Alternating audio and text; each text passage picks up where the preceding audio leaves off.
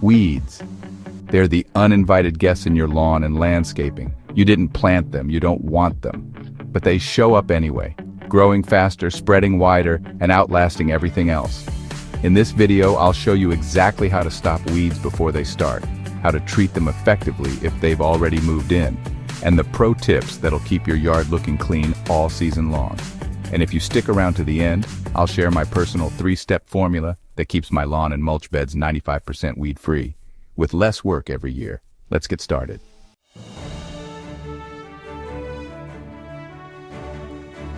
To win against weeds, you need to understand them. Most fall into 3 categories. 1, annuals like crabgrass and chickweed grow from seed and die each year. 2, perennials like dandelions and clover. They return every year from roots.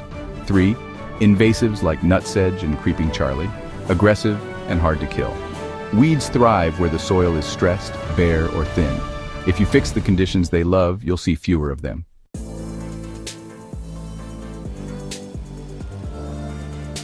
Prevention is always easier than treatment. Here's what works. Mow high. Taller grass shades weed seeds and prevents them from germinating. Feed your lawn. Use a slow-release fertilizer 2 to 4 times a year. Water deeply, not often. This strengthens grass roots and discourages shallow root weeds. Fill in bare spots. Overseed or patch thin areas in spring and fall. Edge your beds. Deep edges stop runners like crabgrass and Bermuda grass. These steps create dense, healthy turf that chokes out most weed species before they even start.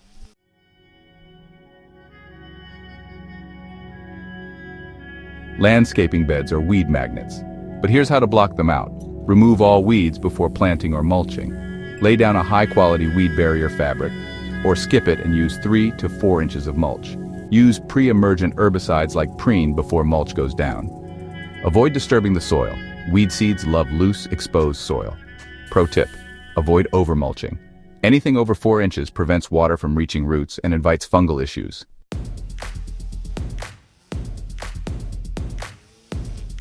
If the weeds are already here, it's time for action. Let's talk treatment.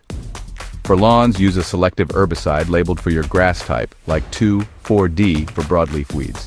Spot treat with a pump sprayer. Avoid blanket spraying unless it's overrun. For tough weeds like nutsedge, use halosulfuron or a sedge-specific product. In beds or patios, use a non-selective herbicide like glyphosate carefully. Avoid drift onto plants. For a DIY vinegar mix, combine 1 gallon of vinegar, 1 cup of salt, and 1 tablespoon of dish soap. Spray in hot sun for natural control, but not for grass areas.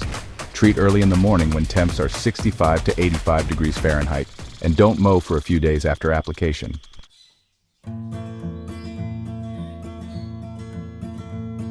Want to reduce chemical use long-term? Try these. Corn gluten meal works as a natural pre-emergent in spring and fall. Flame weeders burn off small weeds on sidewalks and gravel. Boiling water is effective for cracks and driveways. Just be careful. Densely plant your beds. Fewer open spots mean fewer weeds. Use cover crops in garden spaces like clover or rye to crowd out weeds between seasons. Consistency is key. 1 round of treatment isn't enough. It's a cycle of maintenance, observation, and action.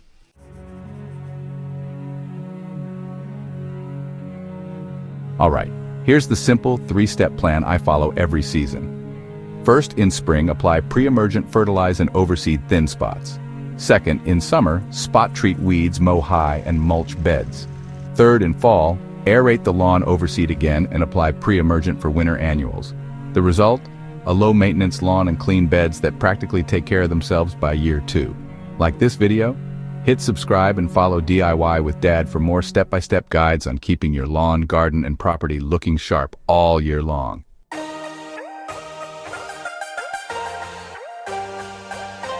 Like and subscribe for more real-world lawn care tips. Follow DIY with Dad on Facebook and here on YouTube.